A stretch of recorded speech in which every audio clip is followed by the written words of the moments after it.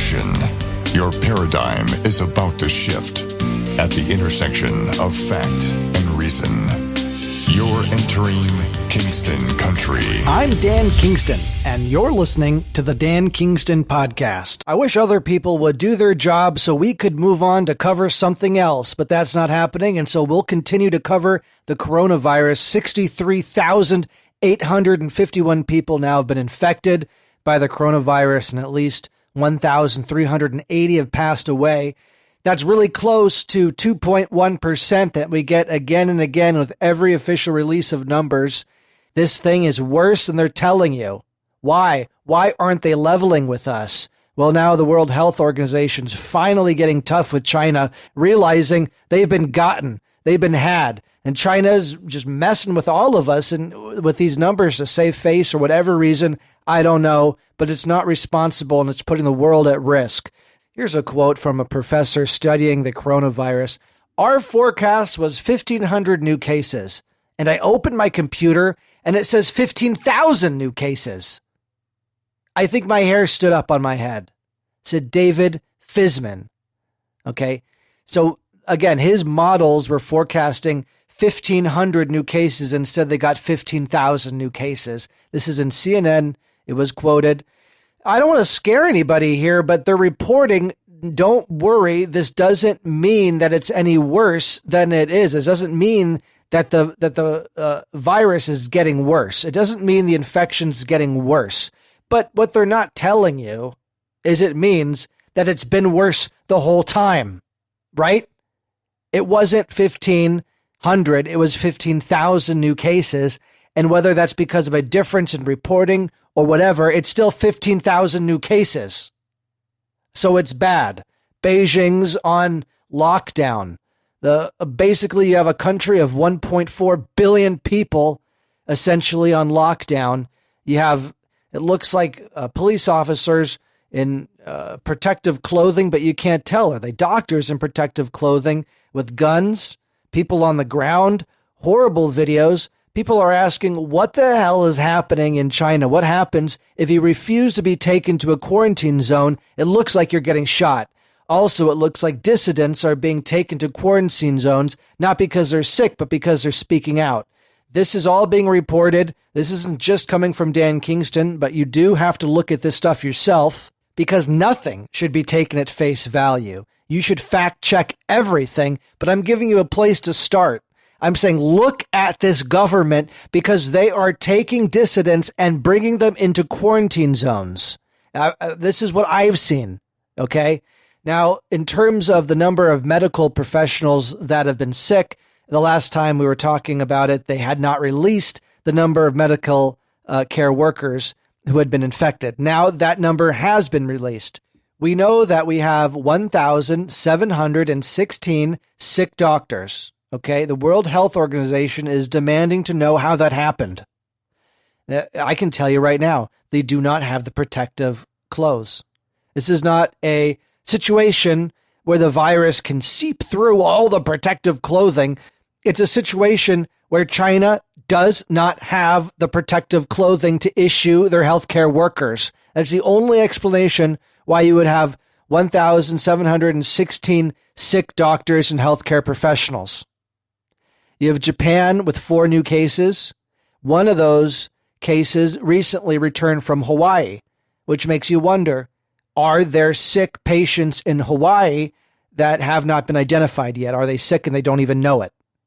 Now, China is not letting Americans participate in the World Health Organization team. They're sending 12 researchers to mainland China. Of those 12, none of them are Americans because China is not allowing it for whatever reason. Do they think that this was an attack? Do they think that we attacked them? Are they afraid because we're the number one superpower and they're trying to defeat us? They're trying to become the number one superpower. We're in tight competition with China. Are they looking at us as competition?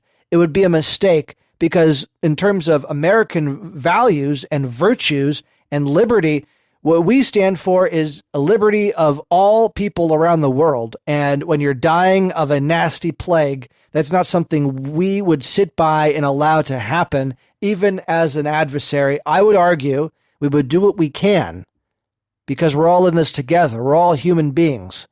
And if China would let us, I believe they have nothing to fear from our researchers. We could really help them. We have expertise.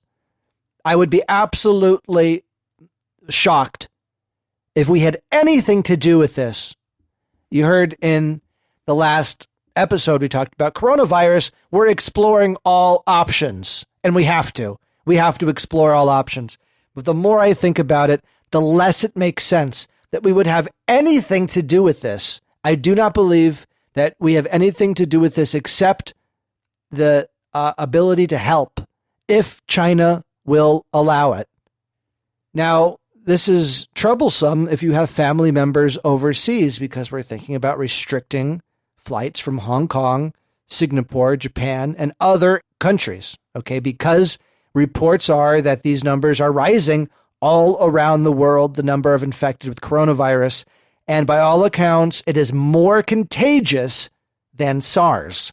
So if you have a virus more contagious than SARS, you really do have to ask yourself, the infections are going up in Hong Kong, all around the world. Where do we stop flights besides just China?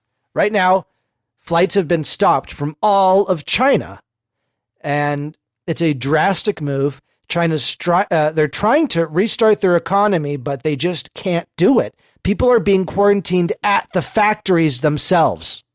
One person was infected at a factory. Every worker, 1,000 workers, had to stay quarantined at that factory. People are not leaving their homes. People are afraid to be sent to a quarantine camp or a quarantine facility. People are afraid to be sent to the hospital. People are being chased. Why are they being chased? Why is there looking like a chemical fog being sprayed all across the country? Because this is a catastrophic crisis, potential to infect hundreds of millions of people. And again, this is not coming from me. This is coming from the CDC director, Robert Redfield. Quote, "This virus is probably with us beyond this season, beyond this year. And I think eventually the virus will find a foothold and we will get community-based transmission." That's CDC Director Robert Redfield. So is it too late to contain this thing? It appears so. They're working fast on a vaccine, but that's not going to be available for at least a year.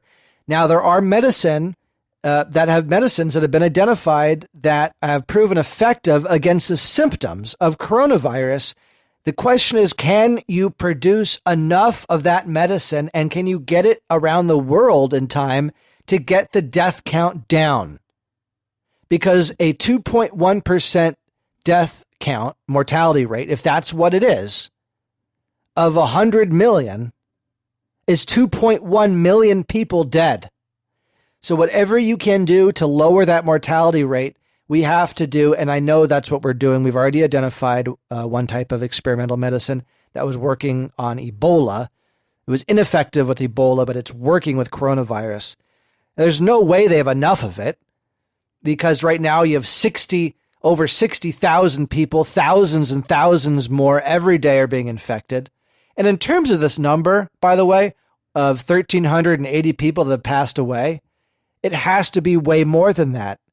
You look at the outskirts of Wuhan, and they're seeing these signatures, heat signatures, that only indicate one thing: crematoriums. People are being cremated. There are very few things that could account for the heat signatures on the outskirts of the city, the other being if they were burning a mass amount of animals, perhaps infected animals, which could be. And I wonder how we would handle it in this country, in this kind of emergency, in this kind of crisis. I'm sure that we would also be making mistakes. I'm sure there would also be shocking videos coming out of this country if we were having that kind of emergency here. But I can tell you one thing. Yes, while we would have some videos, yes, while we would have some violations of liberty and some embarrassing situations happen, it would be nothing like the evil that you see coming out of China right now, with people being threatened into quarantine camps for having nothing but an opinion, for people being thrown into what they call a hospital, which are shipping containers with bars on them, for people being taped and hammered shut inside their apartments, for people that are sick to be treated like they're criminals, like they're part of the problem, like they're the enemy. That's not an American way of doing it. That's not a human way of doing it. That's a Chinese way of doing business. At least the Chinese government's way of doing business. And we got to stand up for what's right, and you got to stand up when you see something that's happening that's wrong. And whether you sat there and you defended China in the past, I'm inviting you now to look at what's happening over there and to join me. And in realizing that China is the greatest existential threat to the United States and to the world, not because of the coronavirus, because of their insidious culture of corruption, a culture of I'll screw you because I know you're going to screw me, so I'll screw you first. A culture of pulling a fast one on the other guy, a culture of deceit, a culture of fear, a culture of lies. That is what the Chinese government has created for itself. This is why United States researchers warned against having a biolab in China. This is Kingston Country. The Dan Kingston podcast is brought to you by Traveling with Janice and Cruise Brothers. This is a great time of year to plan your summer vacations. Lots of great travel specials for cruises and tours.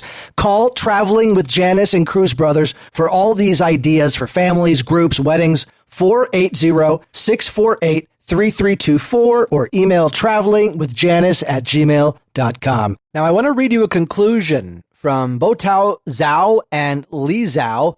These are researchers from the Joint International Research Laboratory of Synthetic Biology and Medicine, the School of Biology and Biological Engineering, South China University of Technology, and the School of Physics, Huazhong University of Science and Technology, and the Tian Hospital, Wuhan University of Science and Technology. This is a legitimate research paper that you can find published coming out of China.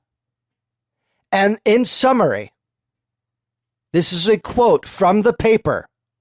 Somebody was entangled with the evolution of the coronavirus. In addition to origins of natural recombination and intermediate host, the killer coronavirus probably originated from a laboratory in Wuhan. Safety level may need to be reinforced in high-risk biohazardous laboratories. Regulations may be taken to relocate these laboratories far away from city center and other densely populated places. Okay, this is a summary of the report of a research paper coming out of Wuhan. I'm going to repeat. Regulations may be taken to relocate these laboratories far away from city center and other densely populated places. Is this still a conspiracy theory? Is this still censored material because the World Health Organization said it was a conspiracy theory, even though you have scientists in China saying the opposite?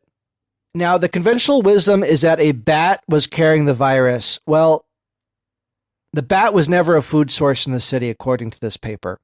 No bat was traded in the market, according to this research paper. While they acknowledge there is possible natural recombination or an intermediate host of the coronavirus, they point out little proof of that has been reported. So what do they think happened? They screened the area around the seafood market and identified 2 laboratories conducting research on bat coronavirus. One within 280 meters from the market was the Wuhan Center for Disease Control and Prevention. In one of these studies done by the Wuhan Center for Disease Control and Prevention, 155 bats, including bats that had a similar virus to coronavirus called Rhinophilopus affinis, were captured. These bats were captured. 450 other bats were captured from a nearby province. The expert collecting these bats, named Tao P, only one initial was given of his last name in this research paper. He did describe, according to this paper, that he was attacked by bats, and the blood of a bat was on his skin.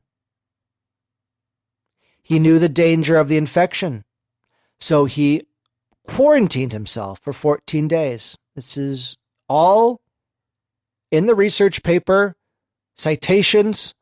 I'll link to it in the description of this podcast episode so you can see the paper for yourself. The paper also lists another accident where this researcher had bats pee on him and had to self-quarantine for that. So you have a researcher working with bats with coronavirus. This is something that I've talked about a lot, but now we have a research paper coming out of Wuhan talking about the actual doctor, or scientist rather. So this is in addition to the level 4 biolab. In addition to it, the paper, just like myself, we can't say who was the scientist responsible. We don't know. All we're doing are asking questions, trying to figure out what happened. The summary of this research paper says somebody was entangled with the evolution of 2009 nCoV coronavirus. In addition to origins of natural recombination and intermediate host, the killer coronavirus probably originated from a laboratory in Wuhan. Get it?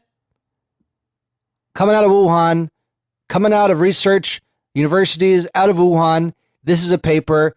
I've linked to it. You can read it. You know that the bats were natural reservoirs for SARS. We know that SARS is very close to the killer virus, coronavirus, out right now. We know that they were working on chimera, which is a virus that infects animals and people. Because of that, because of the reported potential for human emergence, there was direct speculation at the time that this derivative might leak from the laboratory. And is that what happened? Well, it looks like more likely than not, because bats were never consumed at this market. Bats were never sold at this market. And while it could be an intermediary animal, this research paper points out there is virtually zero evidence of that. Where did this intermediate animal come from? Was it being sold at the market? And how did it become the intermediate host?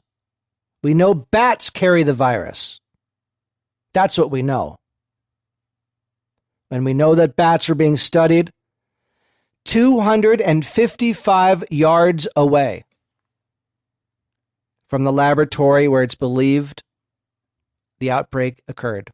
280 meters away. So this is not definitive, and it doesn't answer questions definitively, but it does paint more of a picture and fill in the edges of what we've been discussing now for weeks. That this is potentially a human-made virus, at least genetically altered. For what purpose? To make it more deadly, to make it less deadly, to make it more transmissible among humans or less transmissible. We will not know until the World Health Organization gets on the ground and is allowed to study what's going on. Either that or the Chinese officials are going to have to come clean on what this actually is and what the hell we're dealing with and what's the real mortality rate. What's the real number of infected? What's the real number of dead? And how can we help? The international community wants to help the Chinese people, and the Chinese government's getting in the damn way. Kingston Country. You've been listening to the Dan Kingston Podcast.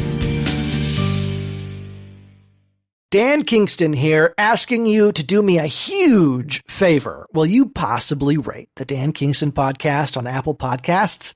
Each new rating, believe it or not, really does have a major impact on the way Apple's algorithm recommends content. With just one quick click, you can help promote citizen journalism and end the stranglehold of the mainstream media. Together, we're going to do this. Thank you. I really appreciate your support.